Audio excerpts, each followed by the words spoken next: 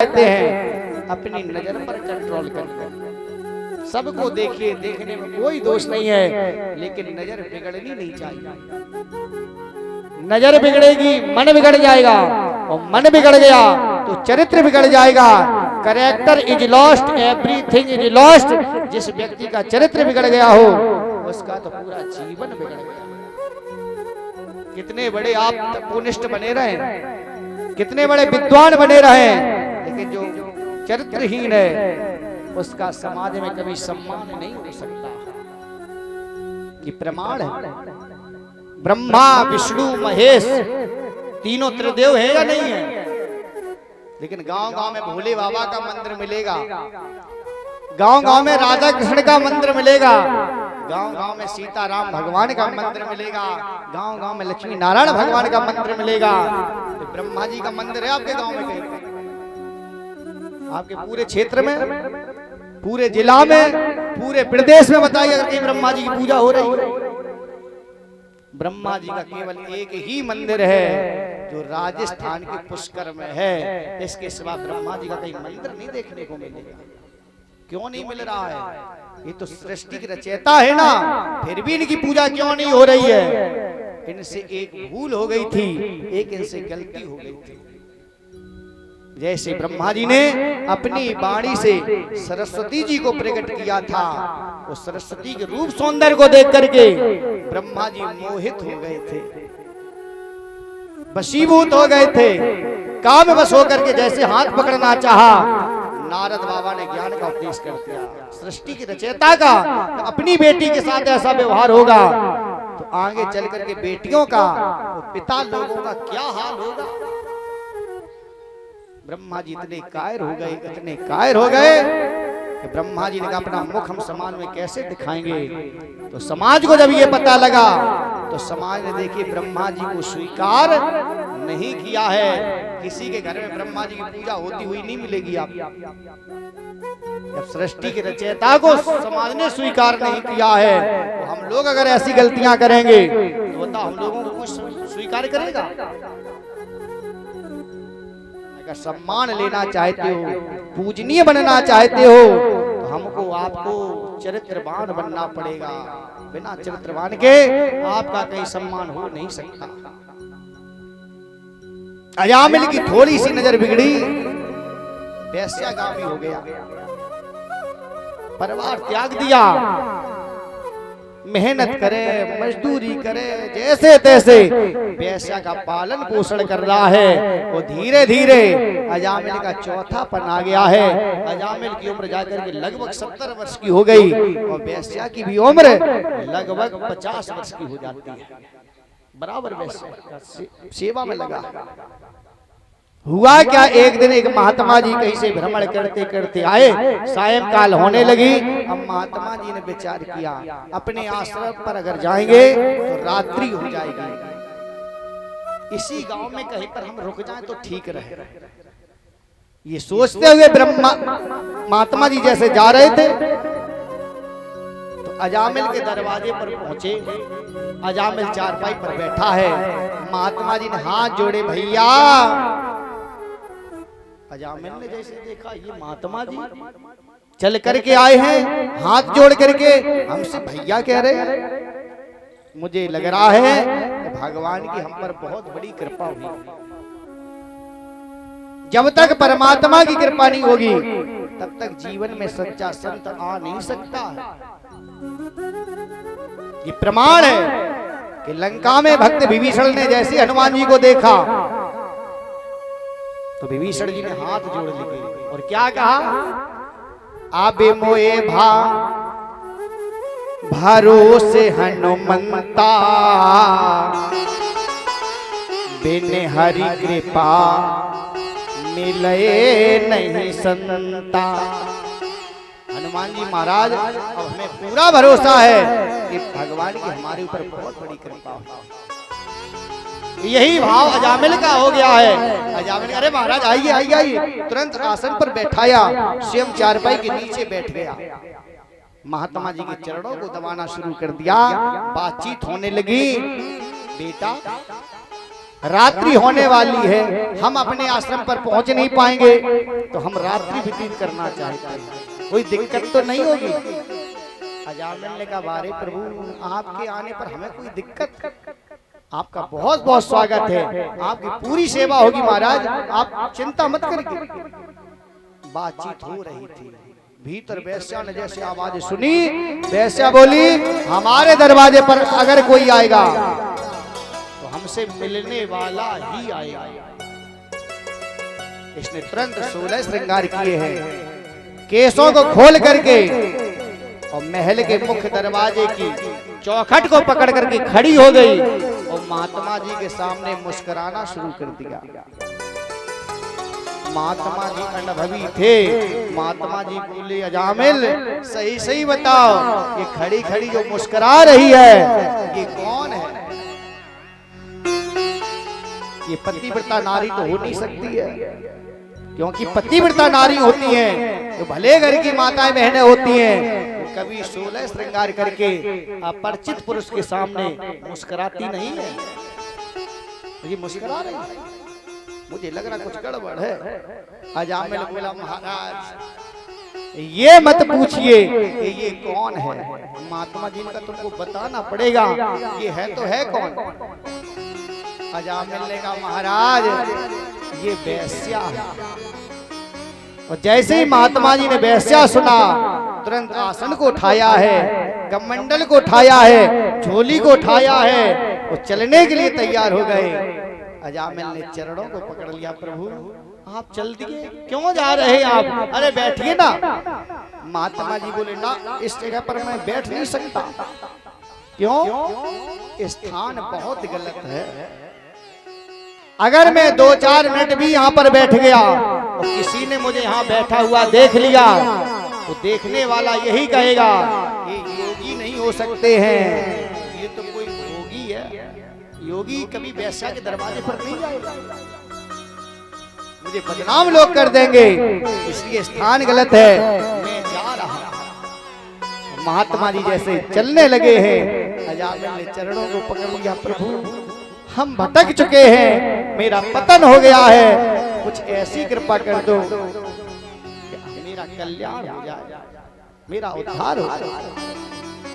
महात्मा जी ने कहा, अगर तुम अभी भी कल्याण कराना चाहते हो, अभी कुछ भी नहीं बिगड़ा है तुम्हारा, इस वेश्या को त्याग दो, हमारे साथ चलिए, भगवान का भजन कर लीजिए, अभी भी भगवान तुमको क्षमा कर देंगे। अजामिल बोला, महाराज ये वेश्या छूट जाए, कभी हो ही नहीं सकता है, जिसके कारण मैंने माता को त्याग दिया, पिता को त्याग दिया, परिवार को त्याग दिया, वो वेश्या कभी छूट पाएगी? भजन कर लोगे? बोले, भजन न होए ये तामस देहा, हमारा तामसी स्वभाव है, भोग विलास वाले आदमी, हम कभी भजन कर पाएंगे? महात्मा जी ने कहा, ना तुम इसको छोड़ सकते हो, ना भजन कर सकते हो, तो हम कौन सा उपाय बता दे जिससे तुम्हारा उद्धार हो जाए? अजामिल ने कहा, महाराज कोई तीसरा उपाय बता दो जिससे मेरा उद्धार हो जाए। महात्मा जी अनुभवी थे। महात्मा जी बोले, एक बात बताओ, तुमसे और वेश्या से कोई संतानें हुई हैं या नहीं हुई हैं? अजामिल बोला, रे महाराज एक नहीं, 2 नहीं, 9 बेटा हुए, 9 बेटा। महात्मा जी बोले, और बोले 10वें की तैयारी है। महात्मा जी बोले, हो गया उद्धार, पूरी जवानी तुम्हारी विषय वासना में चली गई, अब उद्धार के लिए रो रहे हो? जवानी में लोगों को दिखाई नहीं पड़ता है, हमको क्या करना चाहिए, क्या नहीं करना चाहिए। 9 बेटा हो चुके थे, तो अब तो बोले क्या करें महाराज, भगवान की कृपा है, भगवान दे रहे हैं तो हम ले रहे हैं। बहुत से लोगों में से भगवान की कृपा, बताओ नियम संयम का पालन नहीं करेंगे, विषय वासना में दिन रात लगे रहेंगे और भगवान की कृपा बता रहे। महात्मा जी का एक बात बताओ, तुम्हारे जो 9 बेटा हैं, इनमें किसी का नाम तुमने नारायण रखा आज तक? बोले किसी का नहीं देखा। महात्मा जी बोले तो तुम कुछ नहीं कर पाओगे, अब रोते रहो, अब भगवान भी तुमको नहीं बचा सकते हैं। क्यों?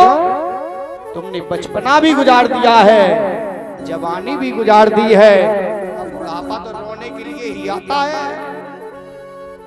महात्मा जी कहने लगे बेटा कि न राम नाम लीनो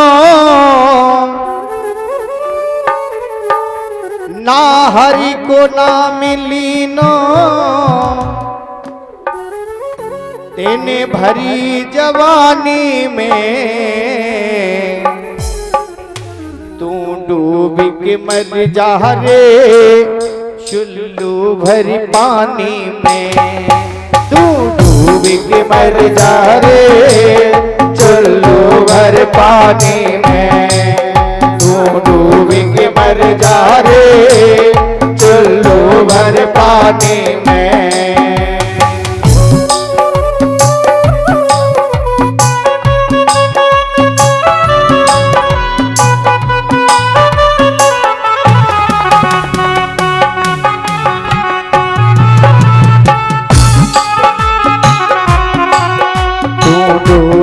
मर जा रे चुल्लू भर पानी में। तो डूब के मर जा रे चुल्लू भर पानी में।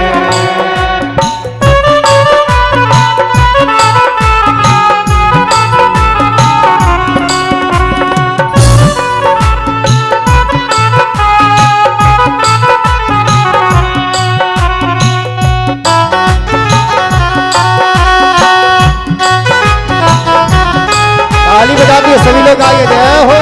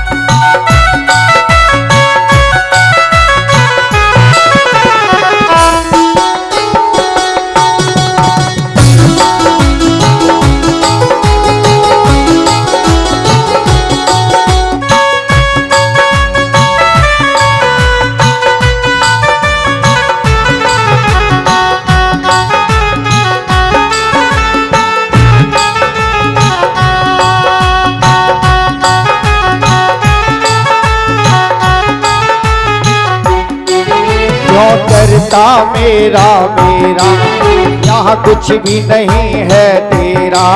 क्यों करता मेरा मेरा यहाँ कुछ भी नहीं है तेरा। एक दिन होगा भैया तेरा मरघट में डेरा। एक दिन होगा भैया तेरा मरघट में डेरा। कुछ कमाए नहीं पायो, कुछ कमाए नहीं पायो, कुछ कमाए के ले जा रे, कुछ कमाए के ले जा रे बारी जिंदगानी में। तू डूब के मर जा रे चुल्लू भर पानी में। ओ डूब के मर जा रे चुल्लू भर पानी में। तो डूब के मर जा रे चुल्लू भर पानी में।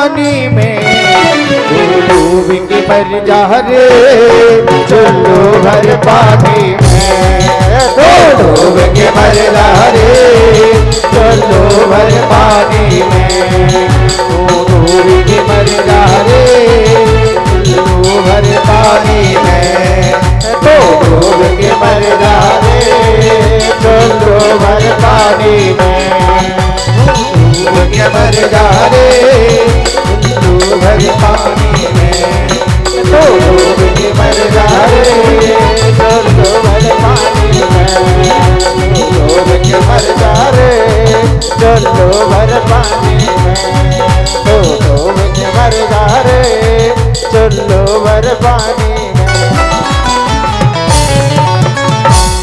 महात्मा जी बोले जब 9 हो ही गए थे फिर क्या जरूरत थी? बोले क्या करे, सब भगवान की कृपा है। अच्छा, अब की बार जो भी बेटा होगा, अगर तुम अपना कल्याण चाहते हो, मैं कह रहा हूं उस बेटा का नाम नारायण रख देना। अजामिल बोला महाराज अगर हमने उसका नाम नारायण रख दिया उससे क्या हो जाएगा?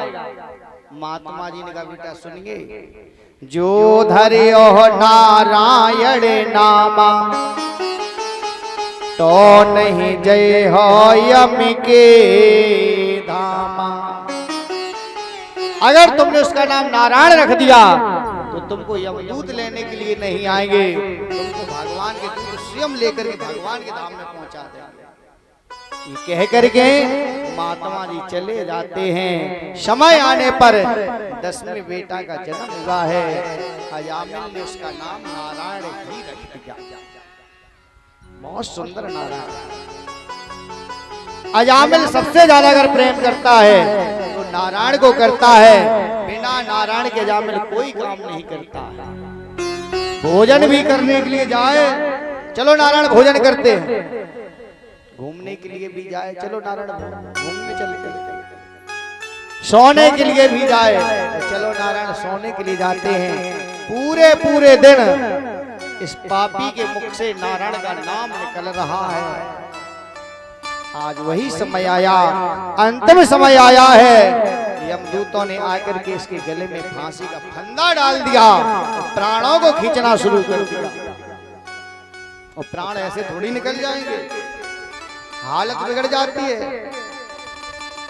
ये व्याकुल हो गया, पूरी ताकत लगा करके चिल्लाया, नारायण बचा लो, नारायण बचा लो।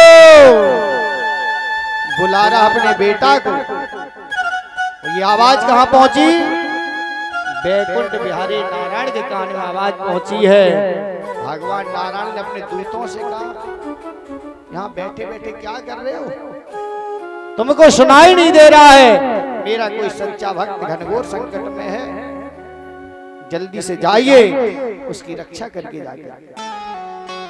भगवान ने जैसे आदेश किया है, भगवान के दूत तुरंत आकर के अजामिल के सामने प्रकट हो गए। क्या देखा? यमदूत फांसी का फंदा डाले हैं, प्राणों को खींच रहे हैं। भगवान के दूतों ने तुरंत फांसी के फंदे को तोड़ करके फेंक दिया। यमदूतों से कहा, तुम्हारी हिम्मत कैसे पड़ गई तो तुम इसके प्राणों को खींचने के लिए आ गए? तुम देख नहीं रहे हो? एक चिल्ला करके बोल रहा है, नारायण बचा लो, नारायण बचा लो, और फिर भी तुम उसको नहीं छोड़ रहे हो। ये तुम्हारे साथ में नहीं जाएगा, ये नारायण के धाम में हमारे साथ जाएगा। यमदूत बोले, महाराज आपको धोखा हो गया है। इसने आपके बैकुंठ बिहारी नारायण को नहीं बुलाया है, इसने अपने बेटा नारायण को बुलाया है। भगवान के दूत बोले, चाहे इसने अपने बेटा नारायण को बुलाया हो, चाहे बैकुंठ बिहारी नारायण को बुलाया हो, लेकिन इसके मुख से नारायण नारायण निकला है ना। और नारायण का नाम अग्नि के समान है। अग्नि को जानबूझ करके आप पकड़ेंगे तब भी आपको जलना पड़ेगा। तो अनजान में अगर अग्नि पर पैर रख जाएगा तब भी आपको जलना पड़ेगा, बच नहीं सकते। किसी भी प्रकार से मेरे नारायण का नाम लिया जाए वो कल्याणकारी था, कल्याणकारी है और कल्याणकारी ही रहेगा। तुलसी मेरे राम को रीझ भजो या खीजो, भूमि परत जमे है सभी, उल्टा सीधा बीजो। किसान जब खेती में बीज डालता है ना तो फेंकता चला जाता है, वो ये नहीं देखता है सीधा गिर रहा है या उल्टा गिर रहा है, चित्त गिर रहा है या पट्ट गिर रहा है, फेंकता चला जाता है।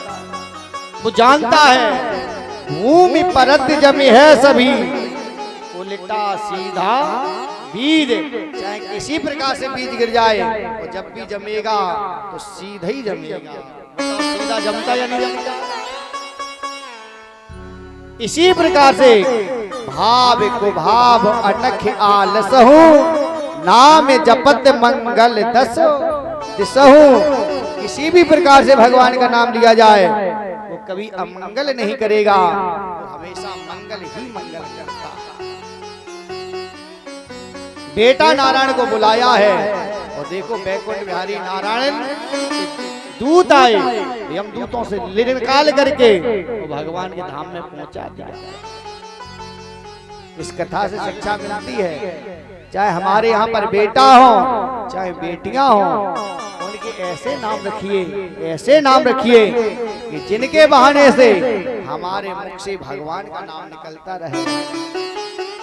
बेटियों के बहाने से हमारे मुंह से देवी जी का नाम निकलता रहे, कल्याण होगा, उससे कभी हानि नहीं हो सकती है। जो लोग समझदार होते हैं उनके यहाँ पर ऐसे ही नाम मिलेंगे, जिनके सहारे से हमारे मुख से भगवान का नाम दिन में 10-20 बार तो निकल ही जाएगा। जो समझदार हैं वो समझ गए होंगे और ना समझ को कौन समझाए। समझदार के लिए तो सारी काफी है? जो नहीं समझते हैं उनके यहाँ पर तो कोई नाम मिलेंगे, मेरो डुग्गू है, बताओ पिल्ला पिल्लियन वाले नाम है, बताओ ये डुग्गू का सीधी डॉगी कह देता, अंतर है कुछ का? डॉगी का ऐसे ऐसे लोग नाम रख रहे हैं कि जिनका कोई अर्थ ही नहीं है, बताओ उनसे तुम्हारा कल्याण होगा? बच्चों के अच्छे नाम रखिए, ये तो नाम ततो गुणा, अगर नाम अच्छे होंगे तो समझ लेना उनके गुण भी भगवान की कृपा से ठीक निकलेंगे। नाम ही गलत है तो बताओ, जहर भले ही बिना पैसा हो लेकिन कह दे जहर से मर जाओगे, विश्वास हो जाता है जहर से मर जाते हैं। सही बताओ, किसी ने जहर को आज तक खाया है? देखा किससे मरते या नहीं मरते? किसी ने जहर को आज तक देखा किससे मरते या नहीं मरते? लेकिन विश्वास सबको है जहर इससे तो मर जाएंगे, क्योंकि उसका नाम ही जहर है। जहर पर सबको विश्वास है, जहर से लोग मर जाते हैं। अजामिल कितना बड़ा पापी था, वेश्यागामी हो गया है, लेकिन फिर भी इसने केवल अपने बेटा का नाम नारायण रख दिया है। ऐसे नहीं रख दिया है, एक संत का सानिध्य मिल गया। जीवन में अगर सच्चा संत, सच्चा भक्त, सच्चा गुरु अगर मिल जाए तो समझ लेना जीवन हमारा सफल हो जाएगा। बिना महात्मा के आप धर्मात्मा नहीं बन सकते और बिना धर्मात्मा के आप परमात्मा मिल नहीं सकते। जीवन में एक सच्चा संत मिल जाए। जब भी भगवान से प्रार्थना करिए तो यही करिए, प्रभु दुष्टों से बचाए रखना और भक्तों से मिलाए रखना, जीवन सफल हो जाएगा। अरे मेरा तारे हरि से जोड़े, ऐसा कोई संत मिले, ऐसा कोई संत मिले, ऐसा कोई गुरु मिले, मेरा तारे हरि से जोड़े, ऐसा कोई संत मिले, मेरा तारे हरि से जोड़े, ऐसा कोई संत मिले। फिर तारे हरि से जोड़े ऐसा कोई संत मिले। मेरा तारे हरि से जोड़े ऐसा कोई संत मिले।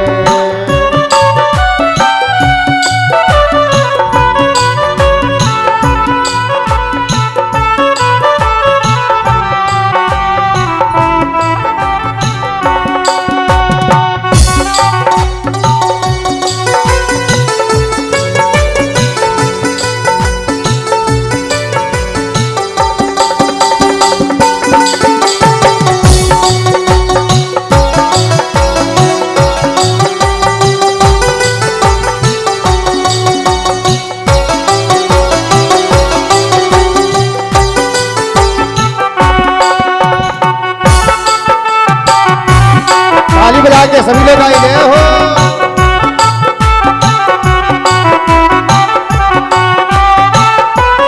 ऐसा कोई संत मिले, ऐसा कोई गुरु मिले, ऐसा कोई संत मिले, ऐसा कोई गुरु मिले। मेरे मन का मेरे मन का मेरे मन का रास्ता मोड़ ऐसा कोई रास्ता मोड़े ऐसा कोई गुरु मिले। अच्छा ये बताइए आप लोग हाथ किस किस के पास है? सभी लोग उठाइए हाथ। और भजन चलता है तो तालियां नहीं बजाओगे तो कोई फल नहीं मिलेगा आपको यहाँ आने का। सभी लोग झूमते हुए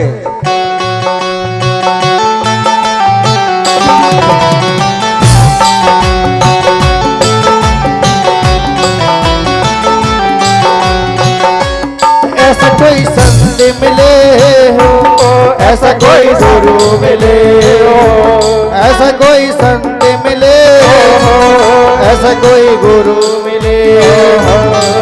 मेरे मन का मेरे मन का मेरे मन का रास्ता मोड़े ऐसा कोई संत मिले। मेरे मन का रास्ता मोड़े ऐसा कोई गुरु मिले।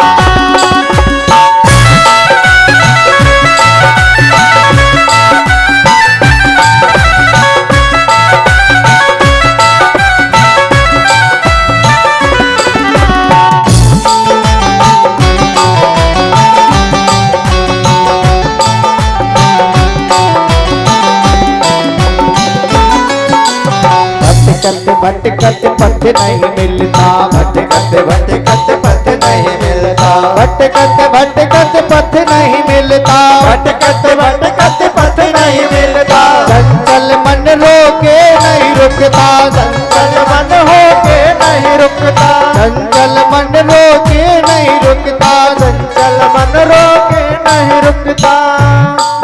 मेरा मन का मेरे मन का मेरे मन का रास्ता मोड़े ऐसा कोई गुरु मिले। मेरे मन का रास्ता मोड़े ऐसा कोई गुरु मिले। मेरे मन का रास्ता मोड़े ऐसा कोई गुरु मिले। मेरे मन का रास्ता मोड़े ऐसा कोई गुरु मिले। मेरे मन का रास्ता मोड़े ऐसा कोई गुरु मिले।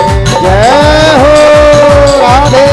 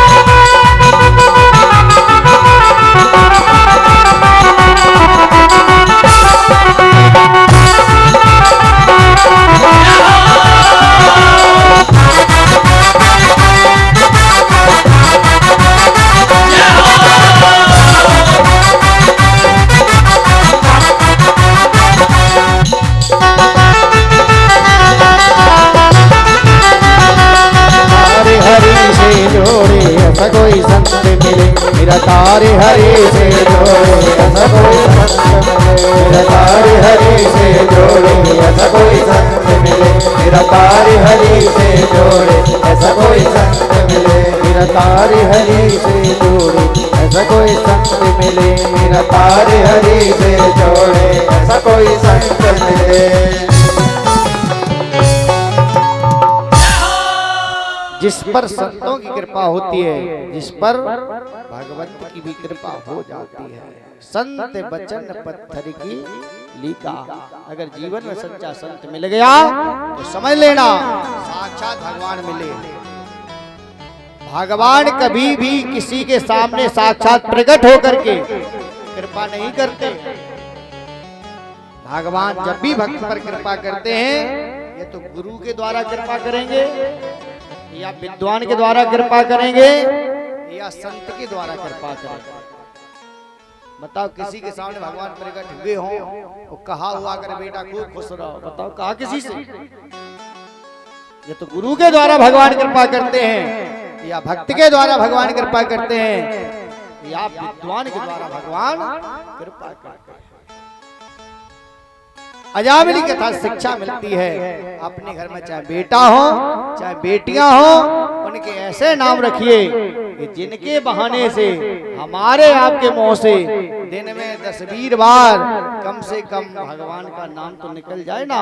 वो जासु नाम सुमरत एक बारा उतरहि नर भव सिंधु अपार। भव सागर से बेड़ा पार हो जाएगा। महाराज आगे चल करके राजा परीक्षित ने श्री सुखदेव भगवान से निवेदन किया है कि महाराज दैत्य कुल में भगवान का भक्त हुआ है, और मैंने सुना है उस भक्त के हित के लिए भगवान नरसिंह बन करके आए, हमें से प्रकट हो गए। लोग कहते हैं मूर्ति में क्या रखा है, पत्थर में क्या रखा है।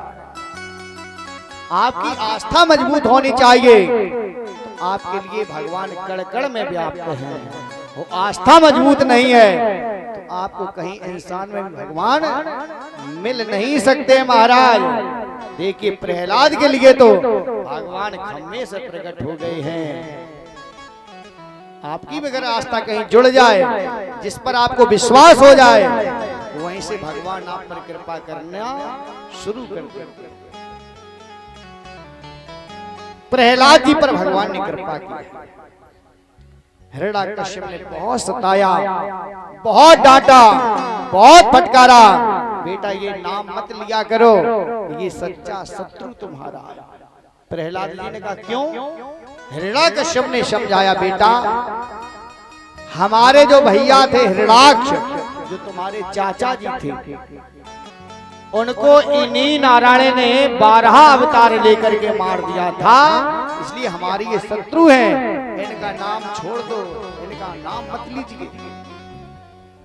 बेटा ये नाम न अब लेना, ये सच्चा शत्रु तुम्हारा है। इसने ही कुछ दिन के पहले तेरे चाचा को मारा है। हमारा भैया था हिरण्याक्ष, तुम्हारा चाचा था, इन्हीं नारायण ने 12 अवतार लेकर उसको मार दिया। छोड़ दो उसका। प्रहलाद जी बोले पिताजी ऐसा हो नहीं सकता, आपको हम छोड़ सकते हैं लेकिन हम भगवान का नाम नहीं छोड़ सकते। कथा से शिक्षा लीजिए, चाहे आपकी मैया हो, चाहे भैया हो, चाहे गुरु हो, चाहे पिताजी क्यों ना हो, अगर वो आपको धर्म से विमुख कर रहे हैं, भगवान से दूर ले जा रहे हैं, अगर आप अपना कल्याण चाहते हो तो उनसे दूरी बना लीजिए, इसी में तुम्हारा कल्याण है। जाके प्रिय न राम वैदेही तजिए ताह कोट बैरी सम, यद्यपि परम स्नेही जाके प्रिय न राम वैदेही। शत्रु के समान उसको त्याग दीजिए, इसी में तुम्हारा भला होने वाला। प्रहलाद जी ने अपने पिताजी को त्याग दिया, विभीषण ने भैया रावण को त्याग दिया, बलि ने अपने गुरु शुक्राचार्य जी को त्याग दिया, भरत जी ने अपनी मैया कैकेयी को त्याग दिया। क्यों? ये लोग भगवान से विमुख करने वाले थे। कथा शिक्षा लीजिए, जो धर्म से विमुख है उसका साथ कभी मत करना। जो आपको धर्म की ओर ले जाए वही आपका सच्चा साथी है, क्योंकि धर्म से ही हमको सब कुछ मिला। लोग कहते धर्म से क्या होता है, मैं प्रमाण देता हूं कि हमको आपको अच्छे परिवार में जन्म मिला है ना, ये धर्म से मिला है। अच्छा परिवार मिला, धर्म से मिला है। सुंदर जीवन मिला है, धर्म से मिला है। सुंदर विचार है हमारे आपके, धर्म से मिलते हैं। बताओ किसी के धन में ये दम है अच्छे परिवार में जन्म लेके दिखाए? अच्छे परिवार वाले मिल जाए, अच्छे रिश्तेदार मिल जाए, अच्छा व्यवहार बन जाए, ये धन की बदौलत हो सकता है? ये सब धन से नहीं मिल सकता है। बहुत से लोग होते हैं अपनी बेटियों के विवाह के लिए खेती तक बेचती विचारों ने। हमारी बेटी को ससुराल में सुख मिले, बर्बाद हो गए, लेकिन बेटी के नसीब में सुख नहीं है, बेचारी दुखी हो रही है। बताओ धन में ताकत है। और बहुत से लोग ऐसे भी हैं कि जिनके पास दहेज में देने के लिए कुछ भी नहीं है, लेकिन धर्म ने साथ दे दिया, बिल्कुल फ्री में विवाह कर दिया, और फिर भी बेटी महारानी बनकर के सुख भोग रही है। बताओ है धर्म की बात या नहीं है? हम लोग भी अपने बेटा को पढ़ा करके परेशान हैं और खूब खोज करते हैं अच्छी बहू मिल जाए, एक भी दहेज ना मिले, अच्छी बहू मिल जाए। आप लाख प्रयास कर लेना, अच्छी बहू मिल नहीं सकती।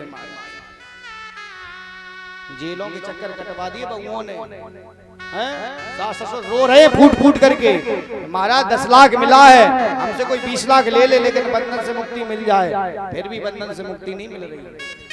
ये धन से नहीं होता है। अच्छा परिवार, अच्छे रिश्तेदार, अच्छा व्यवहार, ये धन से नहीं, ये धर्म से मिलता है।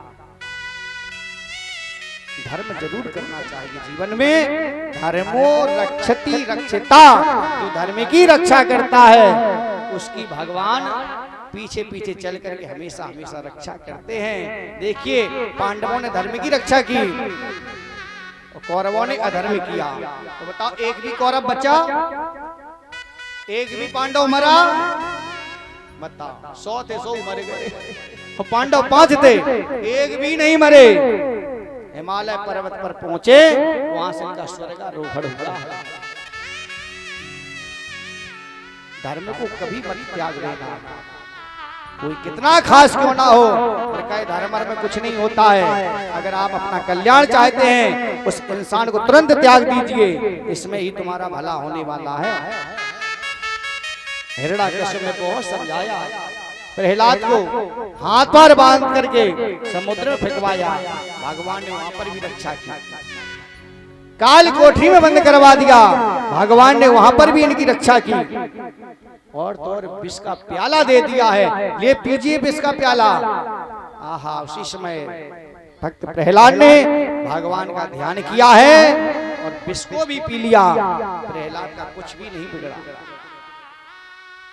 क्यों? इनके साथ में धर्म है, भगवान का नाम है, और भगवान के नाम में वो ताकत है कि जो विष को भी अमृत बना देता है।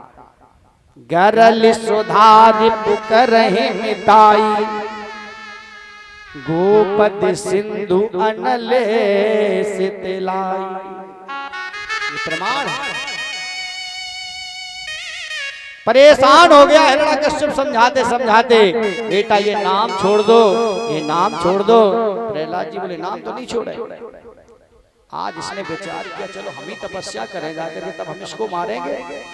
मंत्री द्रोणगिरि पर्वत पर पहुंचा और ब्रह्मा जी की आराधना कर रहा है। आराधना करते करते ब्रह्मा जी प्रसन्न हो गए, बेटा मांग लो वरदान। अब इसने कहा हम ऐसे ऐसे वरदान मांगेंगे हमको कोई मार ना पाए, हम अमर हो जाए। यदि दासस्य भिमितान बरान में बरदोतिमा भूते भई सृष्टेभ्यो मृत्युर्ना भूनिमं प्रभु। हे महाराज मुझे ऐसा वरदान दे दो, ऐसा वरदान दे दो कि हमको कोई मार ना पाए, हम अमर हो जाएं। ब्रह्मा जी बोले ऐसा तो हो ही नहीं सकता है, जिसका जन्म हुआ है उसको मरना पड़ता, हम ये वरदान नहीं दे पाएंगे। इसके अलावा आप हमको अनेक वरदान मांगना चाहो, हम अनेक वरदान दे दें। तो इसने कैसे कैसे वरदान मांगे महाराज? ऊपर न मरूं नीचे न मरूं, भीतर न मरूं बाहर न मरूं, दिन में न मरूं निस में न मरूं, नर से न मरूं पशु से न मरूं, जीव से न मरूं निर्जीव से न मरूं, व्यापे कोई हथियार नहीं। न दिन में मरे न रात में मरे, न ऊपर मरे न नीचे मरे, न भीतर मरे न बाहर मरे, न मरे न मरे। ब्रह्मा जी बोले तथास्तु, ऐसा ही होगा। और जैसे ही वरदान मिल गए हैं, अब ये समझ रहा है कि अमर हो गए, अमर हो गए।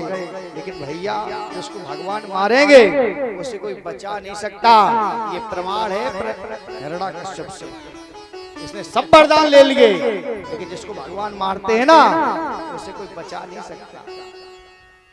हिरण्यकश्यप के पास वरदान है, ये सोचा हम अमर हैं। इसने कहा बता तू मरेगा या नहीं मरेगा? प्रहलाद जी बोले ना, क्यों?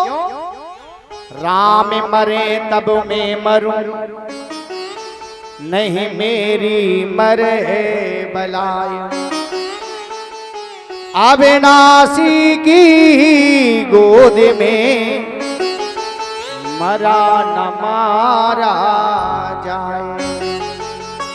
मेरे राम जी का नाम अविनाशी है, जिनका कभी विनाश नहीं हो सकता। और जब तक राम जी नहीं मरेंगे तब तक ये प्रहलाद मर नहीं